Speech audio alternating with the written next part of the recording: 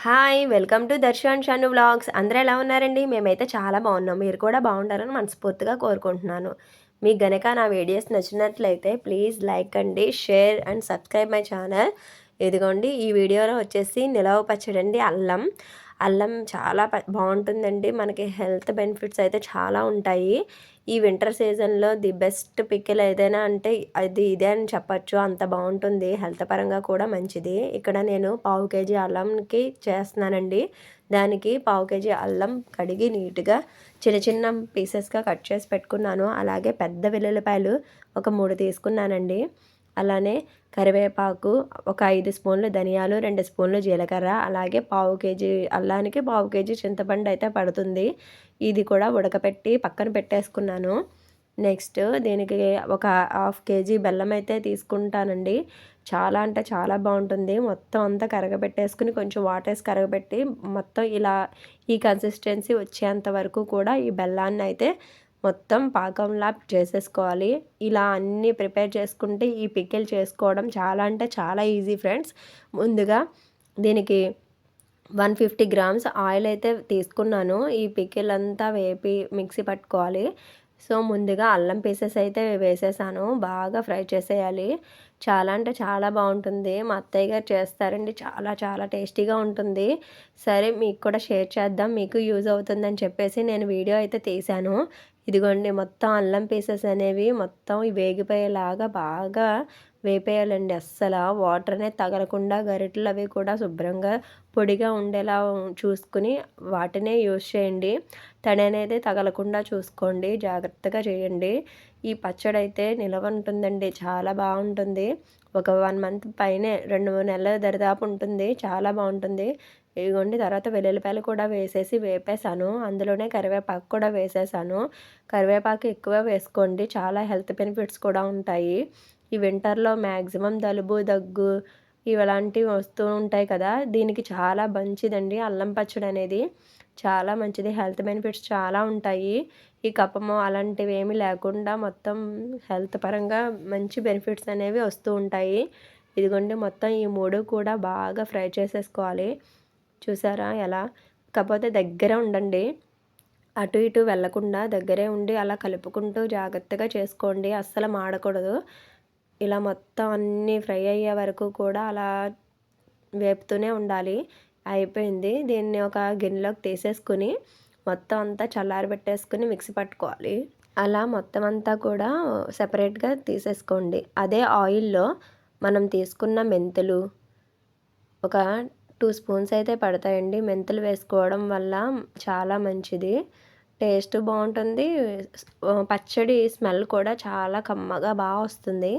ఇదిగోండి ముందుగా మెంతుల్ని వేసేసుకుని కొంచెం అలా ఫ్రై చేసేసి ఆ తర్వాత మిగిలిన ధనియాలు, జీలకర్ర కూడా వేసేసుకోవాలి.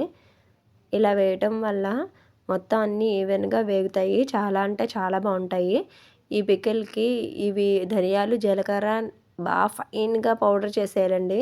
దానికోసం కొంచెం బాగానే వేపుకోవాలి. అలా అని మాడిపోకూడదు. దోరగా ఇలా వేగితే సరిపోతుంది. ఇలా వేగిన వాటిని కూడా ఒక ప్లేట్‌లోకి తీసేసుకుని మొత్తం అంతా చల్లారబెట్టేసుకోవాలి. అలా చల్లారిన తర్వాత చాలా ఫైన్ పౌడర్‌లా చేసేసుకోవాలండి. అస్సలు గరిక అన్నదే ఉండకూడదు. చూసారా? అలా మెత్తగా పొడి అనేది చేసేసుకోవాలి.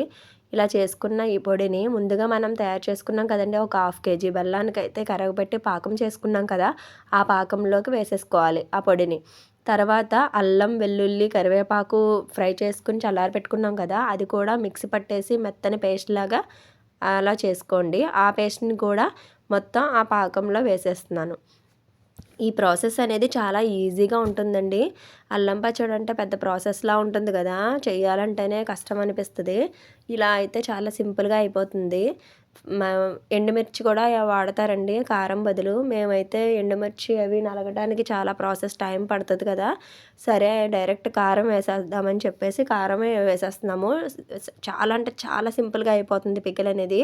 చూడండి చింతపండు ముందుగా ఉడకపెట్టుకున్నాం కదా! ఒక పావు కేజీ చింతపండు అయితే గింజలు లేని పండండి. అందుకే మేము ఇంకా మిక్సీ డైరెక్ట్ పట్టేసి వేసేస్తున్నాము. అదే గింజలున్న పండనుకోండి మొత్తం చిక్కగా పల్ప్ అనేది మీరు తీసుకుని ఆ పల్ప్‌ని యాడ్ చేసుకోవాలి. ఇక్కడ మేము డైరెక్ట్ మిక్సీ పట్టేసి యాడ్ చేసేస్తున్నాము. నాకొక 2 టైమ్స్ వేస్తే సరిపోయింది జార్‌లో. అదిగోండి మొత్తం ఈ మూడిటిని కూడా మొత్తం పాకంలో వేసి అలా కలిపేసుకోండి. అందులోనే పసుపు కొంచెం వేసాను. అలానే సాల్ట్ కూడా వేసానండి. సాల్ట్ మీ టేస్ట్‌కి సరిపడా వేసుకోండి. ఇక్కడ కారం అయితే 150 గ్రామ్స్ కారం అయితే నాకు పట్టింది. మీరు ఇంకా ఎక్కువ తినేలా ఉంటే వేసుకోవచ్చు. లేదా తక్కువ తింటే తగ్గించేసేయండి. ఏం పర్వాలేదు. చూసారా మొత్తం అన్నీ అలా కలబెట్టేసి కొంచెం స్టవ్ వెలిగించేసి అలా చిన్న మంట మీద ఉడికించేసుకుంటూ ఉండాలి. అది ఉడుకుతూ ఉండంగా అలా ఉంటుంది చూసారా బబుల్స్ వస్తూ చక్కగా ఉడుకుతూ ఉంటుంది. మొత్తం అన్నీ కలిపి అలా ఉడుకుతూ ఉండాలి. చాలా బాగుంటుంది. పైకి ఆయిల్ తేలుతూ ఉంటుంది. అప్పుడు మనకు అర్థమవుతుంది మొత్తం పికిల్ అనేది పర్ఫెక్ట్గా కుక్ అయినట్టు అనమాట. ఇలా ఇంతలా పికిల్ అనేది ఉడికిస్తాం కాబట్టి ఈ పచ్చడి చాలా అంటే చాలా రోజులు నిలవ ఉంటుంది. ఇదిగో చూసారా అయిపోయింది. పికిల్ అనేది ఇలా వచ్చింది. ఇప్పుడు దీనికి తాలింపు అనేది వేసుకోవాలండి. దీనికోసం ఒక 100 ml ఆయిల్ అయితే తీసుకున్నాను. ఫస్ట్ 150 ml పట్టింది. తర్వాత ఒక 100 ml మొత్తం ఒక పావు కేజీ ఆయిల్ అయితే నాకు పట్టింది. చూసారా ఈ ఆయిల్ మనం ముందుగా వెల్లుల్లిపాయలు అలానే ఆవాలు కూడా వేసి ఫ్రై చేసుకుంటున్నాను. దీంట్లో మొత్తం కరివేపాకు ఎండుమిర్చి ఈ 4 ఇంగ్రీడియంట్స్ ఉంటే సరిపోతుంది. ఇంక వేరే ఏం అక్కర్లేదు తాలింపుకి. ఈ 4 కూడా బాగా ఫ్రై చేసేసుకోవాలి. చూసారా ఎలా పొంగుతుందో.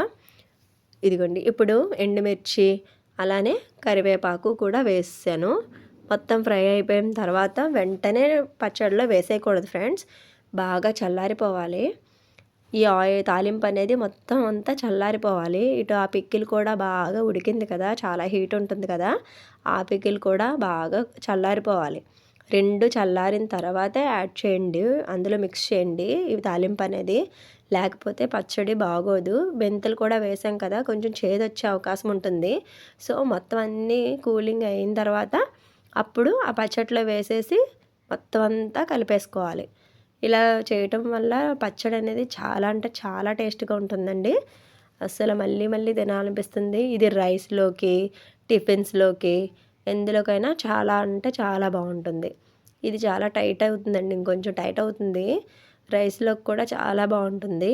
మనం ఎప్పుడైనా టిఫిన్స్లోకి తినాలని అనుకుంటే మాత్రం అలా కొంచెం ఒక గిన్నెలోకి సపరేట్గా ఎంత కావాలంటే అంత ఒక 2 స్పూన్స్ వేసుకుని అలా వాటర్ మిక్స్ చేసి అలా కలుపుకోవాలి.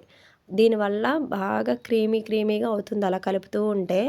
మనం బయట రెస్టారెంట్స్లో టిఫిన్స్లోని హోటల్స్లో వేస్తారు కదా క్రీమీ చట్నీ, అల్లం చట్నీ, స్వీట్గా పుల్లగా అలా ఉంటుంది కదా, ఆ చట్నీలా ఉంటుంది.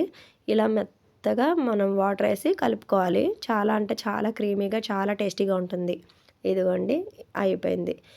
ఈ వీడియో కనుక మీకు నచ్చినట్లయితే please like, share and subscribe my channel. Bye bye.